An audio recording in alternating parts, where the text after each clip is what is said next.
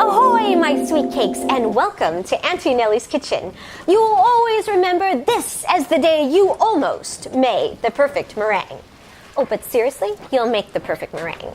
Yo-ho, a pirate's life for me. Arg, mateys. When one is making meringues, one must stick to the code. Take what you can, give nothing back. But first, take 1 1/4 cup of sugar, 4 egg whites, a half a teaspoon of vanilla extract, and lemon to clean the bowl. No additional shot, no powder, a compass that doesn't point north, and I half expected it to be made of wood. You are, without a doubt, the worst pirate I've ever heard of. But you have heard of me. All right, so now we need to separate our egg white from our egg yolk. And there are different ways to do this, but my favorite is to crack the egg and move the yolk between each half of the shell, letting the egg white drip off of your egg yolk. And so by passing it back and forth, without cracking your yolk, you're letting your egg white fall off of your egg yolk.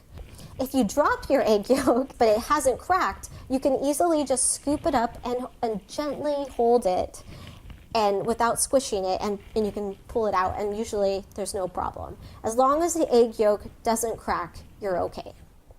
No fat, no yolk. Savvy? Now we're going to put some lemon on a paper towel and wipe down our bowl, just to remove any traces of fat. Because if there are traces, your egg whites won't fluff up really nicely. We can now dump our egg whites into our bowl, and then we're going to mix it until we get firm peaks. So the way you can check that is by pulling away from your egg whites and pulling up your whisk. You can see a little flop in your peak, and it looks kind of like a wave in the ocean. And now we know we have a nice firm peak. Yes, the rum is gone. But why is the rum gone? 1, because it is a vile drink that turns even the most respectable men into complete scoundrels. 2, that signal is over 1,000 feet high. The entire Royal Navy is out looking for me. Do you really think there's even the slightest chance that they won't see it? There'll be no living with her after this. So we're going to turn this on to like a low to medium speed. And add our vanilla. And add a spoonful of sugar at the same time. And let it mix like 3 to 4 seconds in between each big spoonful. All right, so I've stopped my mixer, and it looks to be about the right consistency and the right texture. It should be like a nice, beautiful, silky texture. So the way I'm going to be able to check is that I want to have a stiff peak. So I'm going to dump my whisk in once again and pull it out, and if I pull it around, I have a nice stiff peak and there's no flop on it. So our next step is we're going to put some parchment onto a baking sheet. And a great way to do this is to actually use your batter and blob it into the corners of your parchment. And this way it'll stick nicely to your baking sheet and you're not worried about it curling up and messing up your meringue. And now we're going to just stick it on there and hold it like it's glue.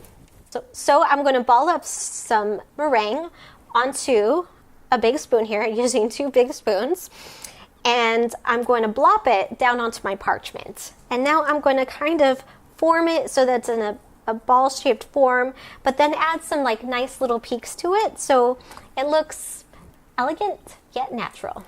Okay, so now that I have my nice little blobs, we're going to put them into an oven that's preheated at 375. Alright, so now that the meringues are nicely placed onto our baking sheets, and our oven is preheated at 375, put the meringues into the oven and shut the oven door and reduce the heat to 325 for 40 minutes. So, I will see you in 40 minutes. Who makes all these? I do. And I practice with them 3 times a day. You need to find yourself a girl, mate.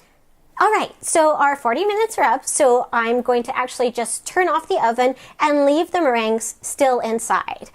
Now I'm just going to let the oven cool down, but it still continues to cook those meringues. By the slow cooling, we're going to have a nice gooey center inside our meringues, and they'll be delicious.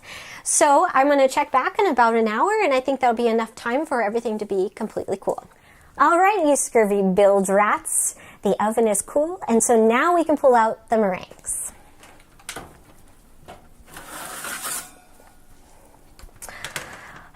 Just as beautiful as the white caps off Tortuga. Well, thank you so much, my Sweetcakes, for tuning in. Please click on that subscribe button, and I'll see you next time. Keep a weathered eye on the horizon. Da-da-da-da-da-da, real bad eggs. Drink up, me hearties, yo-ho!